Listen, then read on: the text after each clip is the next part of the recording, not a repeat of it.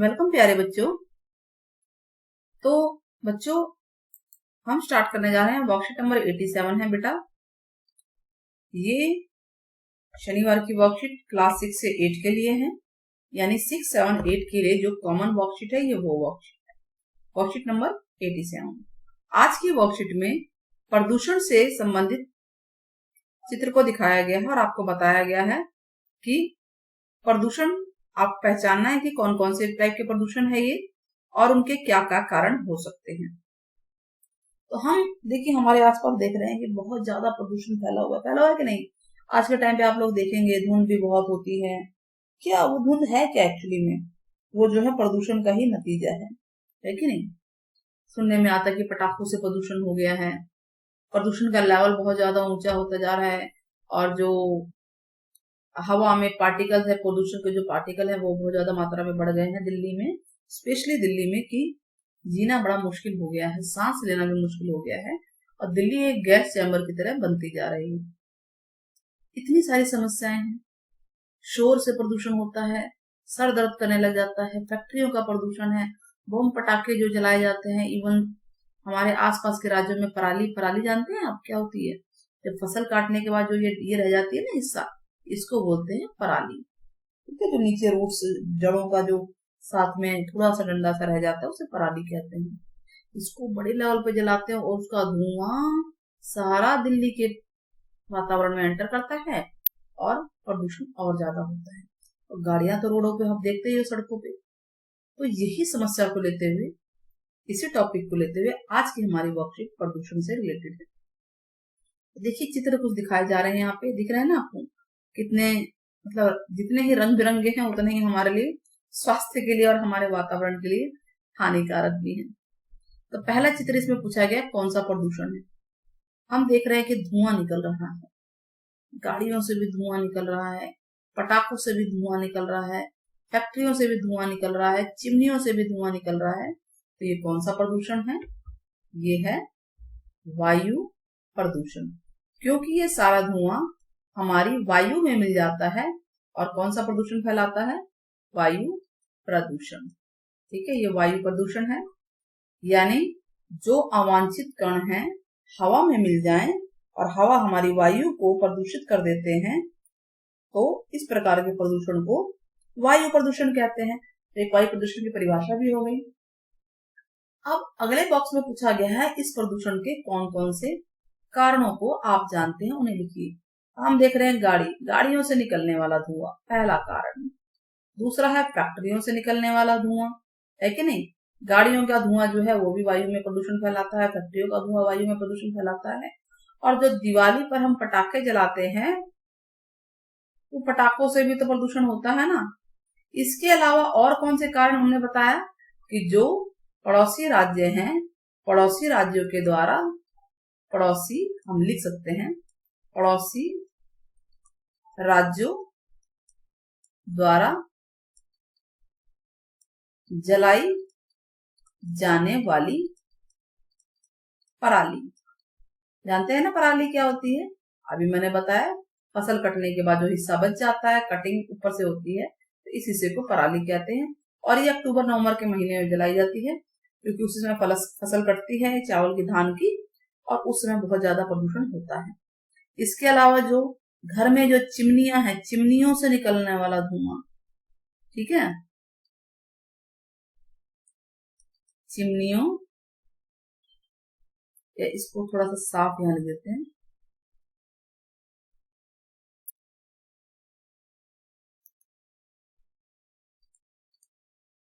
Chimney लिख देते हैं, से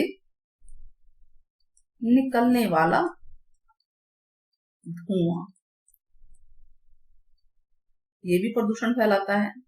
इसके अलावा आप क्या जानते हैं और चीजें हम आपको बताते हैं। जो कंस्ट्रक्शन का काम होता है ना, कंस्ट्रक्शन तो जाते हैं, घर बनते हैं, बिल्डिंग बनती है, तो जो उसके डस्ट पार्टिकल हैं, जो धूल मिट्टी के कण होते हैं, वो भी हमारी वायु में मिलकर वायु प्रदूषण फैलाते हैं। एक कारण आप भी बताइएगा, कुछ अलग कारण बताइएगा कमेंट बॉक्स में। चलिए चित्र नंबर 2 देखते हैं।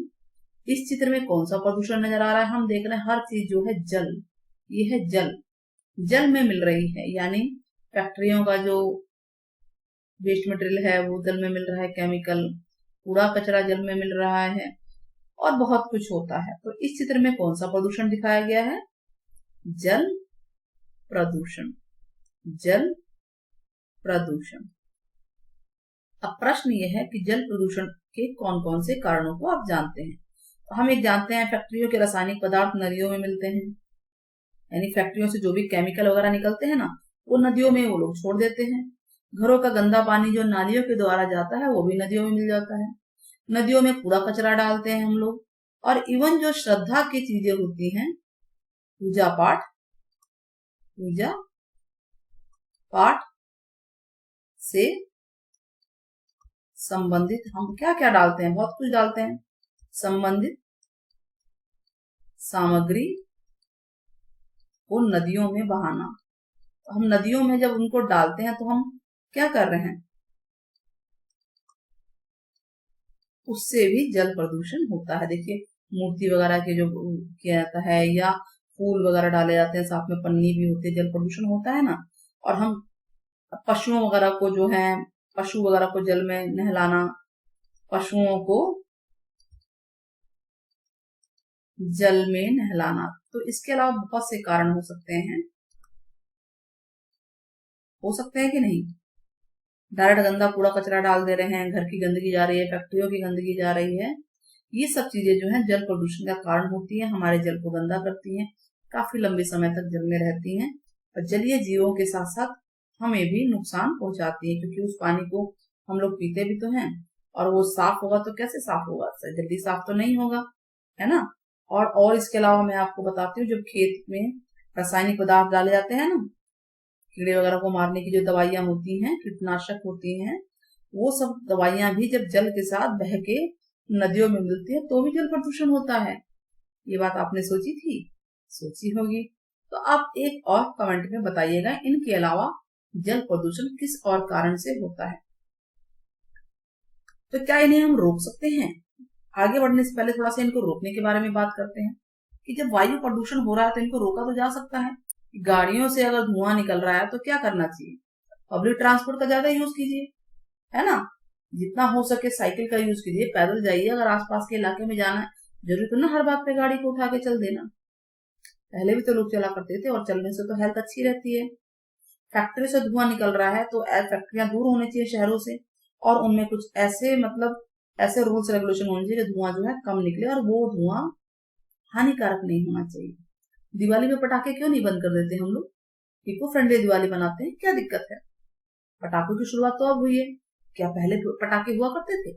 जब से मनाई जाती थी, दिवाली को पता है आपको सब क्यों मनाते हैं? क्या उस समय पटाखे थे? नहीं थे ना। धीरे धीरे हम लोगों ने रिवाज बना दिया। तो अगर हम इसको कम कर दे तो हम हमारे लिए तो फायदेमंद होगा, है ना।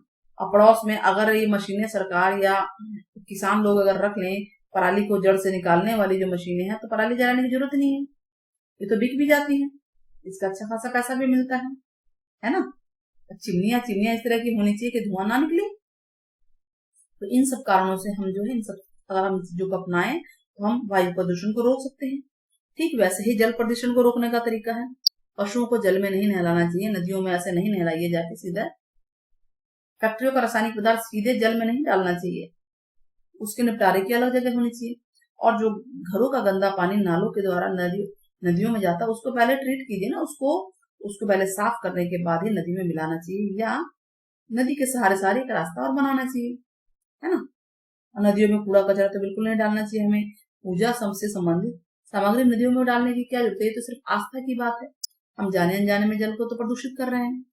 कुछ पूजा की चीजें डालनी है तो हमें ये होना चाहिए कि वो कम से कम हमारे जल के लिए फायदेमंद तो हो, जल में रहने वाले जीवों के लिए फायदेमंद हो। कुछ ऐसा करना चाहिए कि पूजा भी हो जाए और जल प्रदूषण भी ना हो, है ना बात पॉइंट की।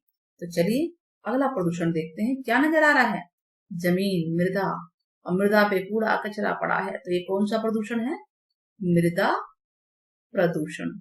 मृदा प्रदूषण, मृदा मतलब होता है मिट्टी। मिट्टी में जब अवांछित पदार्थ मिल जाएंगे तो उसे मृदा प्रदूषण कहते हैं।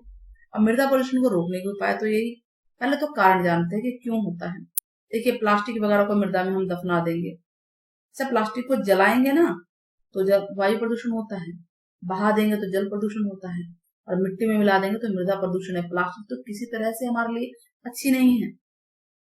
प्लास्टिक को मृदा में दफनाने से मृदा प्रदूषण होता है, क्योंकि कभी भी एक गलती नहीं है। ये एक ऐसा वो है पदार्थ, ये कभी ये खत्म नहीं होता। सालों, मेरे ख्याल से लग रहा है लाखों सालों साल लग जाए। और घरों का कूड़ा कचरा हम जो यहाँ वहां फेंकते हैं, इससे भी तो मृदा प्रदूषण होता है कि नहीं होता है? तो मृदा प्रदूषण के और उपाय आप लोग बताइएगा। यहाँ पे हमने 2 ही उपाय आपको बताए हैं, ठीक है। बाकी उपाय आप बताएंगे कि कौन कौन से कारण है जिनकी वजह से मृदा प्रदूषण होता है। अच्छा, रोकने के उपाय क्या है? अगर हमें कारण ही पता चल जाए, हम उसे रोक भी सकते हैं। जैसे प्लास्टिक का यूज कम करना चाहिए, बल्कि प्लास्टिक पे तो बैन हो जाना चाहिए। अब देखिए, बार बार पॉलिथीन बैग्स पे, पॉली बैग्स पे बैन होता है, लेकिन बार बार उसका यूज आता है। तो क्यों ना हम ही अगर स्टेप उठा लें। देखिए, हमारे द्वारा ये डिमांड होती है। हम ग्राहक के रूप में जब डिमांड करते हैं तो प्लास्टिक की मात्रा बढ़ती है। अगर हम ही सोच ले प्लास्टिक हम ना लें, प्लास्टिक की थैलियों का कम से कम यूज करें, हम उसे ना लें, जितना हो सके कम से कम ले, सामान उसमें कम लाएं, तो क्या होगा? प्लास्टिक का यूज कम हो जाएगा और उतना ही किसी भी प्रकार का प्रदूषण रुक जाएगा। कूड़ा कचरा यहाँ वहां क्यों फेंकते हैं? उसके लिए तो बॉक्स बनाए गए हैं ना भैया। ग्रीन बॉक्स वाला कूड़ा कचरा उसमें ग्रीन डालिए, बाकी वेस्ट मटेरियल के लिए अलग होते हैं। तो कूड़ा कचरा यहाँ वहां फेंक के डस्टबिन में फेंकना चाहिए, ठीक है, कूड़ेदान में डालना चाहिए। अब एक तीसरे टाइप का प्रदूषण दिख रहा है, बहुत आवाजें आ रही है, टों टों टों टों, टक टुक सारी आवाजें आ रही हैं। तो ये कौन सा प्रदूषण है? ये है ध्वनि प्रदूषण। कौन सा प्रदूषण है ये? ध्वनि प्रदूषण है। ध्वनि प्रदूषण के कौन कौन से कारण होते हैं? हम देख रहे हैं हॉर्न बज रहा है, गाड़ियों का हॉर्न, लाउड स्पीकर बहुत तेज तेज बजते हैं, डीजे डीजे है ना, डीजे का बजना, डीजे बजता है तो गाना नाच चल रहा है, लेकिन शोर कितना होता है ना। और कंस्ट्रक्शन का काम चल रहा है, देखिए हथौड़ी बज रही है, बम पटाखा, दिवाली पे जो पटाखे हैं, पटाखों का जलाना, कितना मतलब वायु प्रदूषण तो है ही, ध्वनि प्रदूषण भी है। पटाखों का जलाना, अगर पटाखों को जलाते हैं, फोड़ते हैं, तो भी तो होता है। हथौड़ों पे जो टक टक टक टक काम चल रहा है, ये भी तो ध्वनि प्रदूषण करता है ना। तो कितने सारे कारण हैं, एक कारण आप भी बताइए, क्या इन्हें हम रोक नहीं सकते? हाँ, रोक सकते हैं। अरे भाई, और लाउड स्पीकर तो यहाँ वहां मंदिर मस्जिद हर जगह रोड पे भी चल रहे होते हैं। P P P P horn की आवाज आती है गाड़ियों की। इतना शोर क्यों करना? इसको रोकने का उपाय तो है। अगर मान लीजिए रेड लाइट है तो वहां गाड़ी रुक जाएगी, ठीक है। कहीं भी जा रहे हैं, एक आध बार हॉर्न बजा, बार बार हॉर्न बजाने की क्या जरूरत है? और इतनी तेज तेज लाउड स्पीकर का कम से कम यूज किया जा सकता है। कम से कम जो मंदिर मस्जिद जैसे जो स्थल हैं, कोई भी धार्मिक स्थल है, वहां पे लाउड स्पीकर कम किए जा सकते हैं। और इसका टाइमिंग भी होना चाहिए कि कितने टाइम तक बजे, है ना। डीजे जो है, डीजे चल रहा है, एक टाइम होना चाहिए कि डीजे कितने बजे तक चले, और उसकी कितनी साउंड होनी चाहिए। देखिए, क्योंकि बहुत सारे लोग हैं जिनके कानों में प्रॉब्लम है, हार्ट प्रॉब्लम भी इससे हो जाती है, इतना तेज कमजोर दिल वाले नहीं सुन पाते हैं। तो हमें उनके बारे में भी तो सोचना चाहिए ना। तो अगर हम उनके बारे में सोचेंगे तो सोचिए कि कितनी जानों को बचा लेंगे।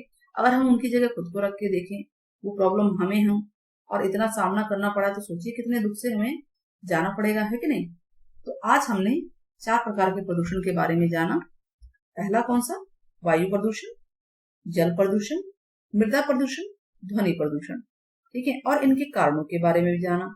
अब बात आती है इसे कौन सी कॉपी में किया जाए। आप लोग तो पूछेंगे कमेंट में, तो आप बेटा इसे एसएसटी की कॉपी में भी कर सकते हैं और साइंस की कॉपी में भी कर सकते हैं, क्योंकि मैटर तो ये दोनों का ही है। तो इसे आप साइंस या एसएसटी किसी भी कॉपी में कर सकते हैं, ठीक है, कॉमन है ये। और वैसे भी एक जनरल बात है, ये हमें हमारे वातावरण से अवेयर कर रहा है।